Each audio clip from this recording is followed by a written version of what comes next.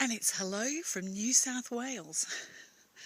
I've left Brisbane and I was up there for 2 weeks, and because half my books had arrived there to be distributed to a couple of bookshops that have kindly decided to take me on.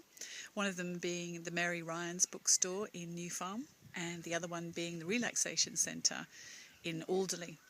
And I went along there to see Ian Gawler speak from the Gawler Institute. He's one of Australia's famous cancer victims. And I wanted to see the way he, delivered his talks, and because I'm going to be speaking there in August.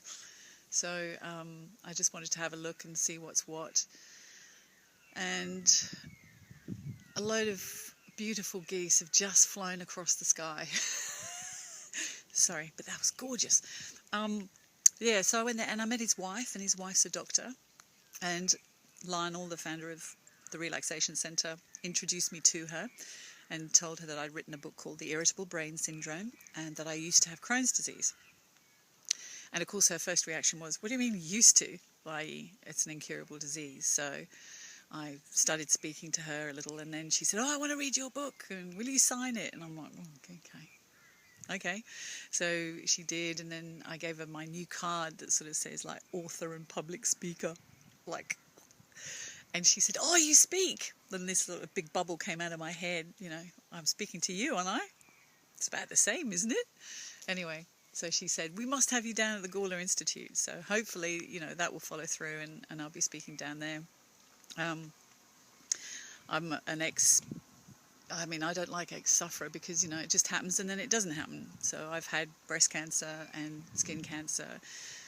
My body did, and it's come and it's gone, and now I'm just me at the moment. So yes, that's happening, and I think I got through 80 books. I think I left in Brisbane, so that was really good. Drove down to northern New South Wales in this just most awesome space. It's beautiful here, beautiful weather, to visit my cousin, and then it's back on the road again to Sydney. I've just picked up Aquarius bookstore in Parramatta, so I'm going to drop off 2 books. It's also cute. It's also small at the moment because it's just me doing this. I have no idea what I'm doing half the time. I just follow myself. It's like, Kit, we're going this way. Kit, we're going that way. I just follow myself everywhere.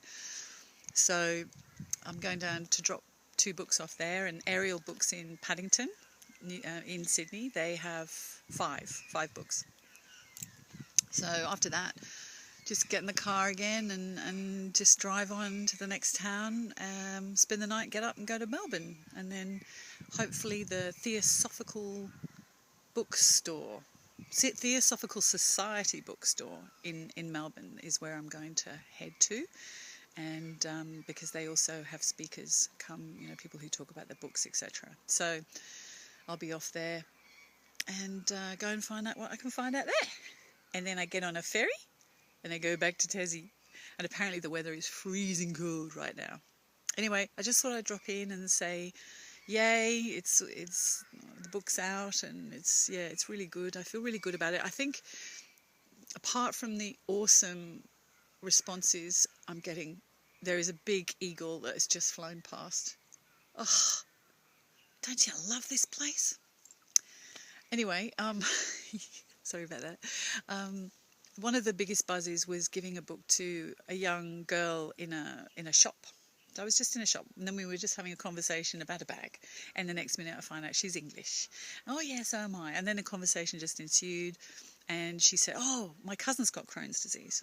Oh, okay, blah, blah, blah, blah. And she didn't have enough money to get a book. And I said, I gave her my card for her cousin. And then she started telling me about her tight tummy.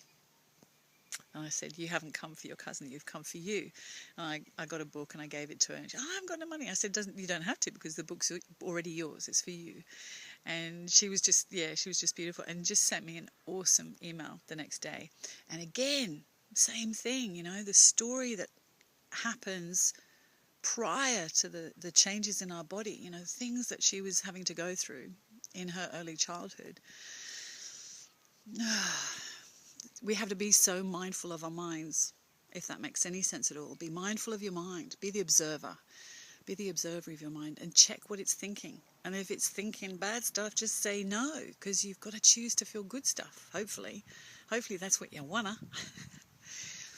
Anyway, I just thought I'd share this awesome space with you. And yeah, all the best. And talk to you soon.